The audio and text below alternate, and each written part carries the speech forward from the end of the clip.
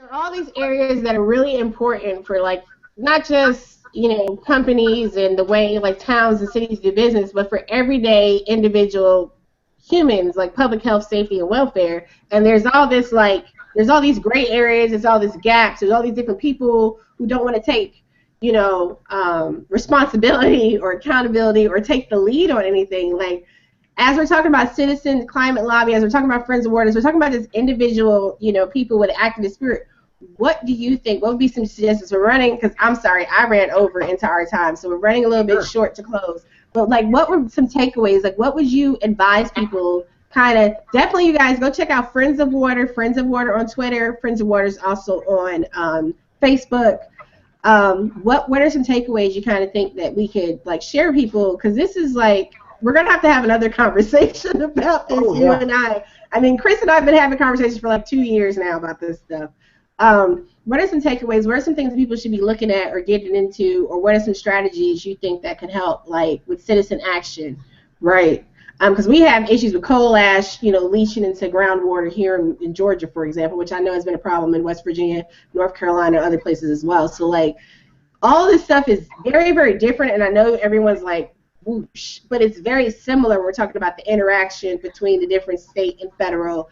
And, you heard him say lobbyists, right? Lobbyists have been writing laws and dictating laws. Campaign finance reform, anyone? What are some things that you just think, That's going why forward? Citizen lobby work is so crucial.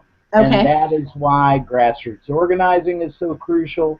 And that's also why citizen enforcement is absolutely the most important thing we can engage in.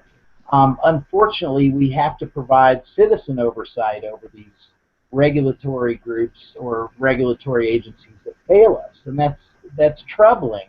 You'd like to think that we could just fix them, but Right. It's not going to happen that way. So one way that I've seen us be successful in dealing with that is by holding their feet to the fire with aerial surveillance and by calling in violations on stream contamination on our own. Okay. And also, I've noticed that the big green groups aren't getting a lot done. The people who are actually making change and making things happen on the ground are small community grassroots action groups like us, right? So right. That seems to be a more effective tactic. So I've been talking with Angie Rosser about that at West Virginia Rivers Coalition. She's more of a policy wonk. She was asking me, what's the best approach? Are we going to go for a statewide ban? That's going to be hard to do because the oil and gas industry has such a grip on West Virginia. Yes. So I think it's an all of the above approach. I think that Fayette County just passed a model ordinance ban to ban the disposal of fracking waste through injection wells in their community. EQT, who's also owns one of the huge pipeline projects where they're trying to ship natural gas overseas, they're fighting it in court using the same property rights argument we used against forced pooling, saying they're allowed to do what they want with the property. But basically, it's going to take a lot of grassroots effort in terms of people standing up in their own communities. A lot of people within organizations call that the NIMBY effort, and they get frustrated with that, the not in my backyard movement. Right. But that movement is golden because that's where the action happens. You get enough people in your community to stand up with you and to say no, then you can make change. So that's been a huge takeaway for me, continuing to see small, scrappy groups in West Virginia with no money getting a lot more done than the big ones with lots of resources.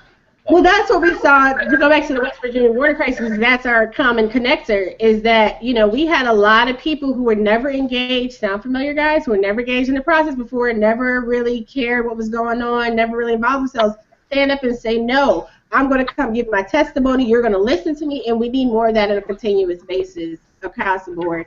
So, Chris, I'm sorry to cut you short because I got to get ready because we're trying something new tonight. So I got to switch. We got to switch to a different channel for the next show. But I thank you so much, and I definitely would appreciate you coming back to talk to me some more because this is huge. I want to talk to you more about citizen lobbying in general because we've talked about this. I think Ralph, has talked about this too because this is something we really need to just talk to people more about, like what's possible, what can we be doing, how can we get initiatives like this started elsewhere. So definitely want to help bolster your efforts as much as possible. Thank you, Chris. Thank you, Anoa. Good to see you. Good to see you too. We need to schedule a Friends of Water, get like the band together type of conversation anyway. So definitely we'll hit you up offline after this. So thank you so much for joining me this evening. Thank you. So good to see you. All right. Good night, Chris.